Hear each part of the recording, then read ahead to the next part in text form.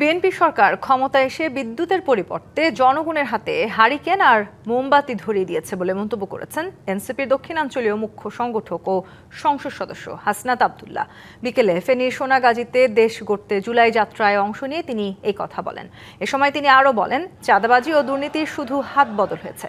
তার মন্তব্য, সরকার চাকরি দেওয়ার কথা বললেও বেড়েছে মাদক আর জুয়ার তৎপরতা। এদিকে সিরাজগঞ্জের উল্লাপাড়ায় এনসিপির সমাবেশে উত্তরাঞ্চলের মুখ্য সংগঠক বলেন, সার্জিস আলম বলেছেন, বিএনপি ইশতেহারে নতুন কর্মসংস্থানের ঘোষণা দিলেও কোনো কর্মসংস্থান হয়নি। কর্মসংস্থানের ব্যবস্থা না হলে বেকারদের দ্বারা আরেকটি গণঅভ্যুত্থান হবে। আপনি গণভোট ফিরিয়ে আনলেন, অথচ যেই নির্বাচনের মধ্য দিয়ে আপনি সরকারে সেই নির্বাচনে 70% মানুষ যেই গণভোটের পক্ষে রায় দিয়েছে সেটা যদি বাস্তবায়ন না করেন, এর চেয়ে বড় মুনাফিকি আর হইতে পারে না। বিএনপি সরকার ক্ষমতা এসে জনগণের হাতে ইলেকট্রিসিটির পরিবর্তে বিদ্যুতের পরিবর্তে হারিকেন আর মোমবাতি ধরিয়ে দিয়েছে।